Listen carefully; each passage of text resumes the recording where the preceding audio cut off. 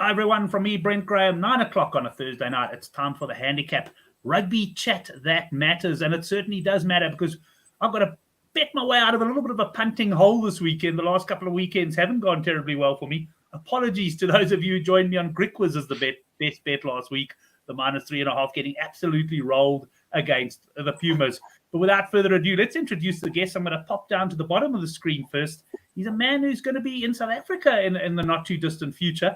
And it's Harry Jones at Harry Baldy Jones on Twitter. Harry, great to have you back on the show. Yeah, how's it, Brent? How's it, Chris? No, exactly. I'll be in Pretoria for the Loftus test against the Wallabies. So I'm really excited, very chuffed about that. And right now, I'm getting all my stomach ready for all the boerewors. Excellent. Yeah, I think you're going to have a great time. Absolutely no doubt about that. Let's pop up to the top of the screen then. And it's at the Crow Tips. Chris, we didn't get a good chance to chat before the show. Are you in the UK already, or are you still making your way over there? No, I'll be in there in 2 weeks' time. I move on the first weekend of July. So, yeah, looking forward to it. Just busy sorting out potential places to live. But I'll be staying with some best friends when I get there. But, yeah, looking forward to the new journey. Excellent. Well, welcome to a couple of the boys already joining us on the live chat, Stephen Marks and Darren Holiday. Last week as well, Werner, well done to you, Werner Hesselman. He won the 500 Rand free bet from PokerBet that we gave away on last week's show, and he put it on the box at 9-2. So good to see that. And 2M Systems also joining us. Right, gents, we got semi-final weekend here. We've really got 4 crucial games to talk about as far as semi-finals go. And then we got the top 14 final as well, where I know Chris has an opinion. But let's get cracking. We'll start off with Super Rugby Pacific. And the first game, Chris, I'm going to start with you. We got the Crusaders -3.5. It's come in about a point, I would say. I think it opened 4.5. And it's definitely been a bit of money for the Blues. Crusaders got a few injury problems. That handicap has come in slightly, but I think what is putting punters off really piling into the Blues and potentially putting bookmakers off changing the betting too much is the Crusaders have won 28, I think, out of 28 home playoff matches in Super Rugby over the years. Chris, what do you make of this one? Yeah, so this is juicy, isn't it? Can't wait for it. This is, as you said, the Lions were out. I might have seen 5 in places. I'm now getting 2.5. So that's, to be honest, Brent, now that's bang on where I handicapped this game. I had it at Crusaders at 2. So at this point in time, obviously I'll be looking at the plus Blues there. I was really liking the Blues plus 4.5. That would have been a strong play, but it's coming into that hook territory penalty. I think what I do really believe in this game, it's going to be tight. I don't think, I know the Crusaders have the playoff history. You could say they've had the history against the Crusaders lately. But if you also look at the previous 2 encounters, that Blues game at Eden Park, the Blues will hold up, I think, 3 times over the line. They probably should have won that game.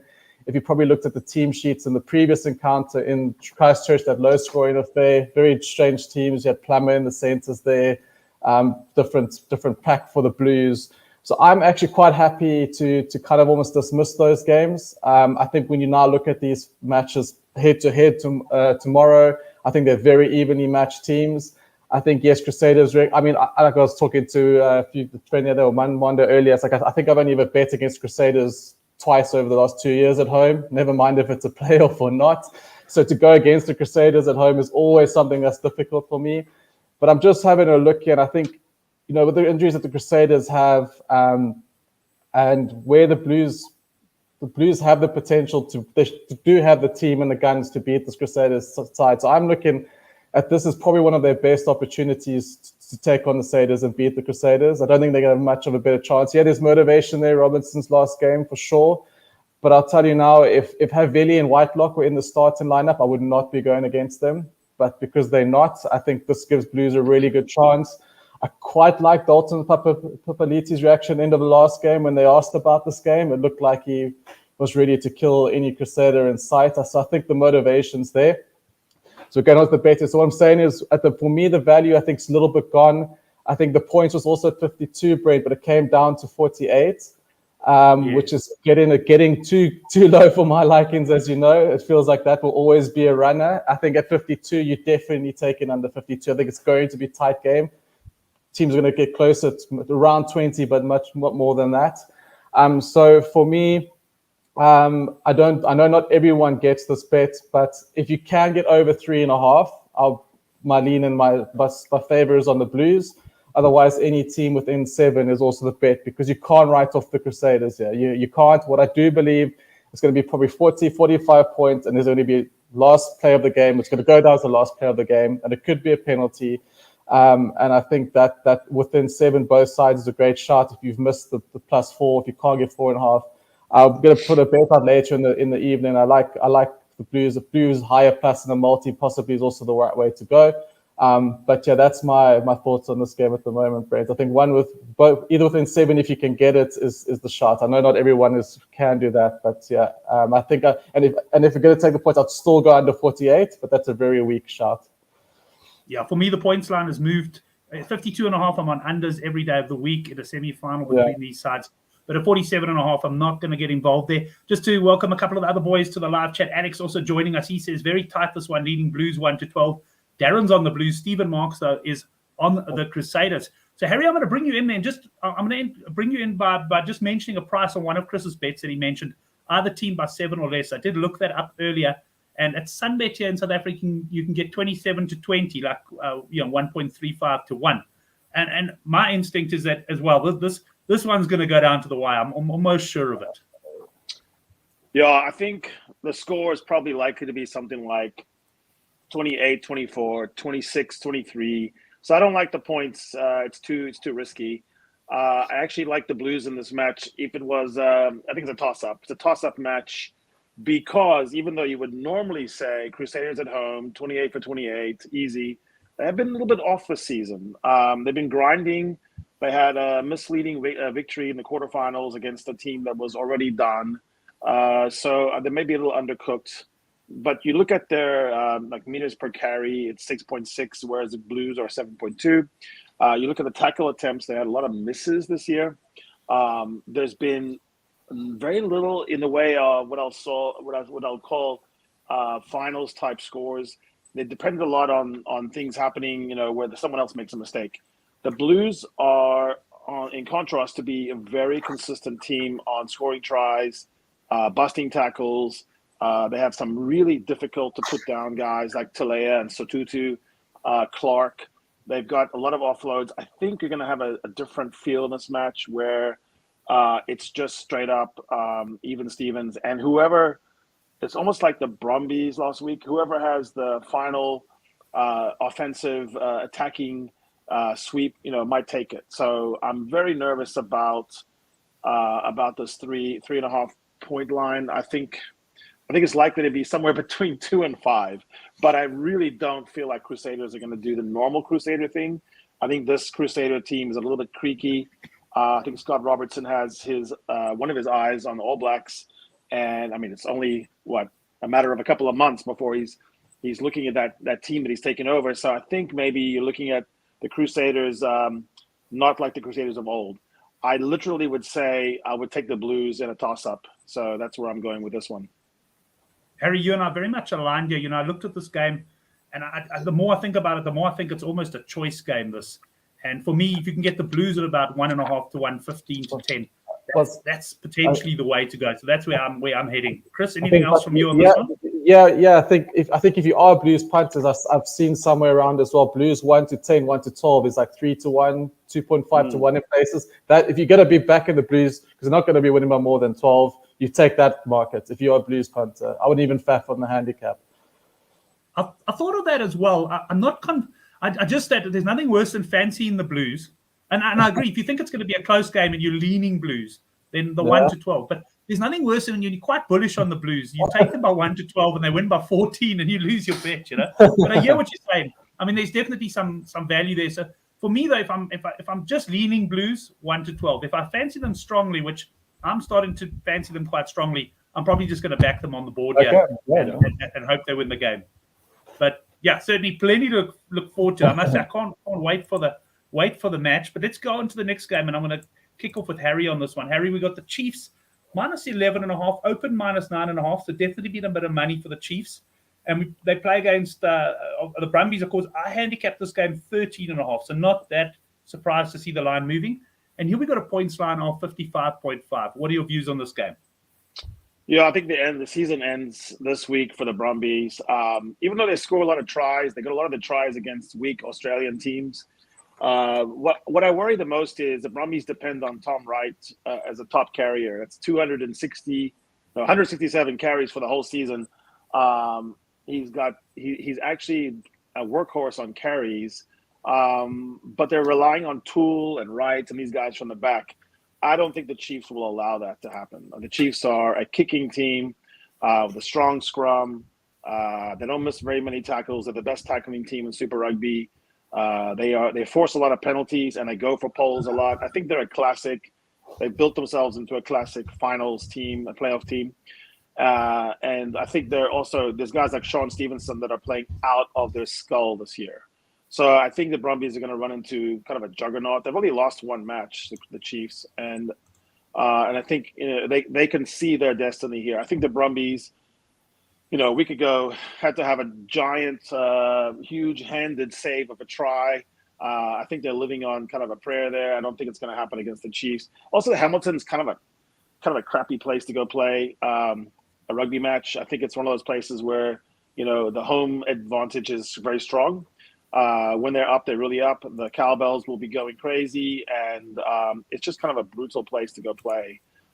It's much like playing in, I don't know, Potchefstroom or something. it's like you're going to go someplace you just don't have any friends there.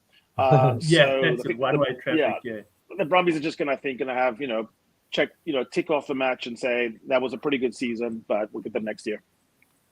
Yeah, I must say I'm very much with you on that one. I see a bit of differing opinion in the live chat. Stephen Marks and Johan both. Well, Johan saying Brumbies first half cap. Stephen likes the Brumbies on the plus. 2M Systems is thinking more along what I'm thinking. He says Chiefs by 15 plus.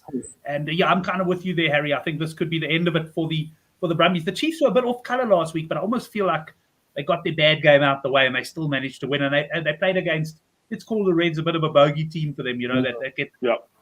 I remember the Chiefs played the Brumbies a few weeks ago, and the Chiefs won by 10 in Canberra, and that wasn't the full strength Chiefs side as I recall. But anyway, let's see. You and I aligned on this game. Let's see if Chris is going to rubber stamp or if he's going to throw a little bit of a spanner in the works there.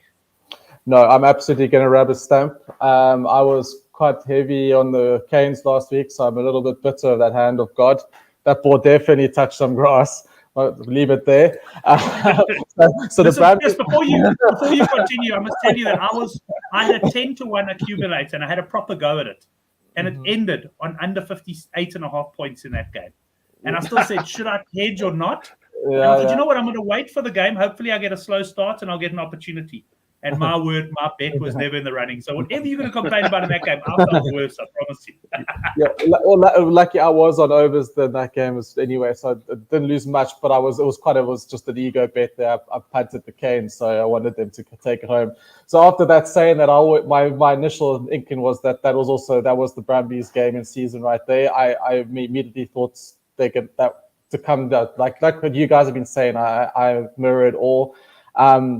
Like you say, the Chiefs stumbled against the Reds. Not stumbled, but like Reds are a bit of a bogey team. But also, I don't know. I noticed the Chiefs took a lot of penalty goals in that game. If that was a round robin game, they would have gone for probably a few lineouts, and that would have been a 25-point Chiefs win. So I think that's a bit lopsided as well. I think the Chiefs are by far the better side. Do have the momentum, by far the best side in the competition. I was super confident, best bet of the weekend, until I saw the weather around, and I've been following it all day. It looked rainy all day, and now it looks quite heavy rain at game time. So my only off-putting is the rain, but that's probably just going to affect what points I may or may not take, because the Brumbies the Chiefs are quite a solid wet team. I've seen them do all right in the wet at Hamilton as well. I've noticed Hamilton doesn't get too affected by rain. It's still a good pitch when the rain comes down. Because I remember this because 2 NPC seasons, I've always thought the rain was going to spoil the Waikato game for me, and it never did. The points still kind of come there. But because of the weather, I'm going to stick to the Chiefs. I think the Chiefs cover the cap. I think this is a comfortable win for the Chiefs, because I just don't. Again, in terms of styles, I don't think the Brumbies will offer too much to the Chiefs eventually. I think the Chiefs come to show who they are, and they put their stamp on it on Saturday. It's interesting you mentioned the weather there, Chris, because I was looking at that points line of 55.5, and I do think it's a bit high for this particular game. The Chiefs often win well, but they normally have a very strong defense and keep other teams down a bit. And there's going to be some rain. But I also hear your comment. I mean, the Chiefs have turned in some miraculous performances in the rain. But I definitely, if I wasn't strong on the Chiefs, which I am, I would be going unders here. But I'm probably not going to because I am strong on the Chiefs. Yeah, and Brent, an interesting stat on this is the Chiefs are the only team compared to 2022 that have actually cut their points conceded, and they cut it by 6 points on average. Wow. Every other team in the comp besides the Drua actually have an increased points conceded. The Brumbies concede a lot more points this year than a year ago. So they're a different Brumbies team. They're scoring more, giving up more. They're counterattacking. The problem when you counterattack against Kiwi teams is they go, "Oh, you want to do this? Let's go." And and then you look at the scoreboard at the end. You score a lot of tries, but you lost by even more. Yeah, I think I made a comment last week as well. The Brumbies. I mean, the Brumbies team from 5 years up until this year were a strong, tight, solid team. Brought you to a dogfight. They haven't done that any time this year. So I know there might be a thought to some people, well, Brumbies are going to get tight, and you might remember them in playing that type of rugby, old school 10-man rugby. But how would they adapt now? I don't see them changing that style. I think you're going to probably see something that's similar to last season's game in Hamilton, where the Brumbies came out firing. You're probably going to see that. They're going to come out the blocks, but the Chiefs will weather that storm and then eventually grind them down. I think that's how it should play out. And also another thing I like, Brent, is Nankivell's back at 13. I love Nankivell, and I think all what's been good for the Chiefs has been Nankivell at 13. I think Leonard Brown was at 13 last week. You could see the disconnect a little bit. So I love Leonard Brown's coming into his game now, but Nankivell at 13 is that cog in that back line that gets McKenzie and those two wingers and Stevenson all playing in their game. I think he's a perfect fit. So I'm happy that Nankivell's back there as well. I hope he has a big game as well. Right, gents. Well, we're quite aligned on the Super Rugby there, I must say. Johan saying he also likes unders in that game. But let's move on to the Currie Cup now. We've got two semi-finals to look forward to. The first one is the Cheetahs against the Bulls, and this is taking place in Bloemfontein. We've got the Cheetahs underdogs here, open plus 4.5, maybe come in with fraction. But it's interesting because, Chris, I actually priced this game as Cheetahs minus 4.5. And I based on the fact that they went to the Bulls last week and they won. And the Bulls were obviously needing, they ended up getting the 2 bonus points they needed. But, it wasn't like the Bulls were throwing that game. And I'm thinking, I was a bit surprised to find the Bulls now favourites. And I still think the bookies price in what the Bulls should be as opposed to what they are. And I'll tell you up front, I'm leaning Cheetahs here. And we've got a points line of 59.5, which I also think is on the high side. Yeah, so me in the Currie Cup, Brent, but to be honest, I haven't been given a lot of my money, but I have been following it the second half of the season. So I have enjoyed it. I have been watching it. So this is interesting. You are right. I also, if you look at the season as a whole and these teams, you're right. It feels like Cheetahs should deserve to be the favorites. And obviously going into last week, I put a lot of Bulls as well this season. Both the URC and Currie Cup has bit me. I think I got away with murder last time because I had the halftime Bulls, but I was on the overs and the handicap full time, which covered. But I agree with you. The points feels high. I'm going to be leaning towards the Bulls. This is a hard one to call, but I'm gonna go on the Bulls points here. I think the Bulls, if they put it together, they are quite hard to stop. So I think, they showed in the first half of I watched that game. It was a game of two halves, like a lot of Currie Cup games are. I just think the Bulls are going to give Cheetahs a hard time. I see points. I think this 59 is a runner. It's going to be in and around 59 come end of the game. So my lean here, my small punt is Bulls over 30. I like the Cheetahs last week over 23. That romped home nicely in the first half, but I like the Bulls over 30 here. Small to medium punts. Right, so let's get Harry's views on the Currie Cup. Harry, you get to watch quite a lot of Currie Cup over there, or you starved a bit? Well, I wasn't until recently. I started watching just because of the business end of the season. So I did see the 31-27. I tried to pull out all the numbers I could. I see the Cheetahs have won 5 in a row, I think. But the home team doesn't win as much as the visitor between these two in the derby. So I tried to find a stat that I could hang my hat on, and I really cannot. So in the end, I'm just saying I think the Bulls are fighting for their season.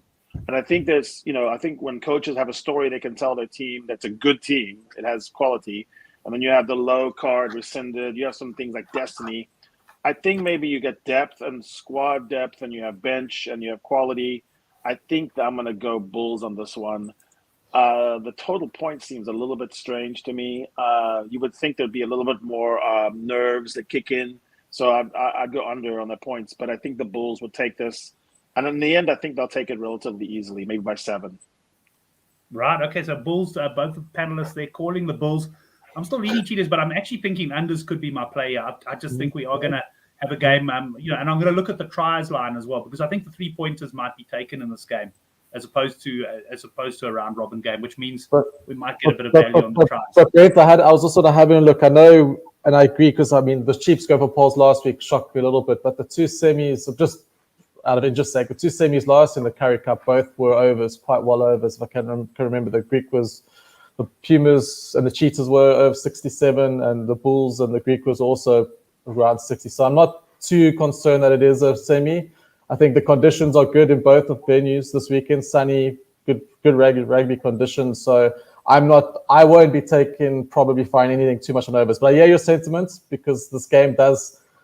I mean, I don't like to take these high-fault teams unders usually, but they have had some unders games recently. So I'll be tiptoeing around the points. I like the team total. Yeah. Well, put it this way, I'm 100%. I mean, if I go unders here, I know I'm going to have nervous moments. And in fact, I'm actually flying back. I've got to fly in and out of George on Saturday, so I'm going to miss the early Super Rugby game, and I'm going to miss this game. So it's quite nice when you're missing a game to be an unders backer, because what you do is you record it, and you get home and you just fast forward, and all you do, you watch the clock and the scoreboard, and all you want to see is the clock moving forward and the scoreboard not moving at all.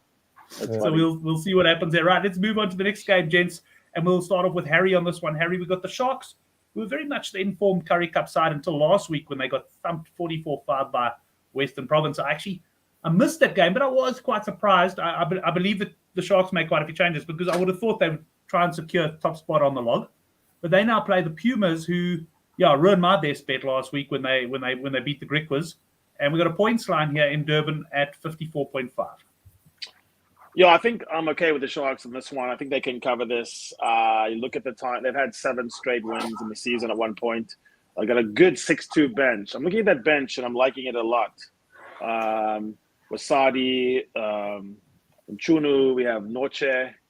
It's a strong bench to come on, and I think that's sometimes where the points can get packed on at the end. I also think that they can keep the ticking with Cronje on the tee, and then Bosch coming in as well. So sometimes it's just a matter of slotting your goals and keeping the scoreboard ticking.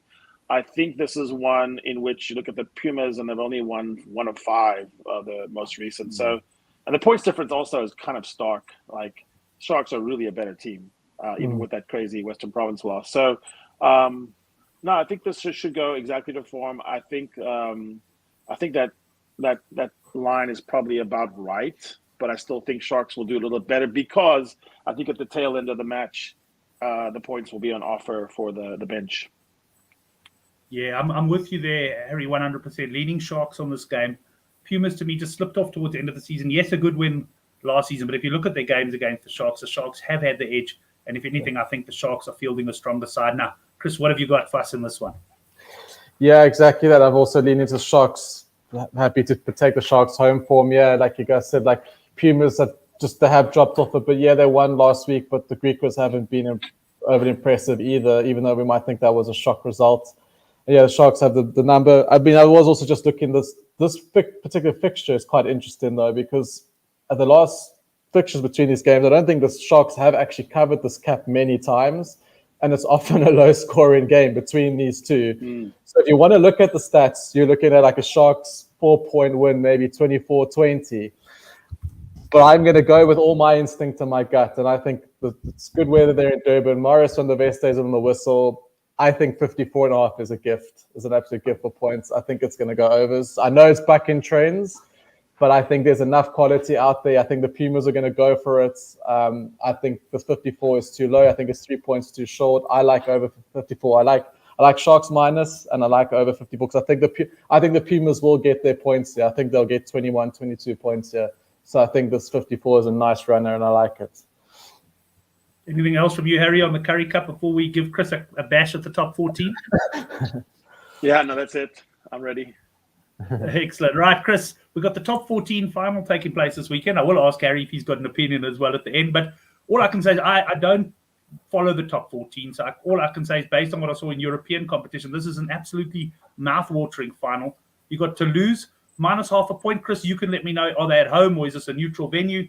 And we got a points line of 45.5, which in my opinion looks well set. Chris? Yeah, so the points is well said. Yeah, this is going to be a humdinger. It's neutral venue. They usually play at Parc de France in the final, the grand final. So it's going to be what I love these French games at the moment. These crowds get fired up. But yeah, okay. La Rochelle, obviously European champions. Toulouse finished top. But I've been looking at this game and I like Toulouse in a close game, in a low-scoring close game, just because I think like La Rochelle, it seems to be the bogey team for Leinster in Europe. Toulouse often do the job against La Rochelle, and I think La Rochelle have had a big season. I know that they haven't won the top 14, so there's a lot of motivation there for them to win it. But I think subsequently Toulouse have a lot of motivation to put that right, get the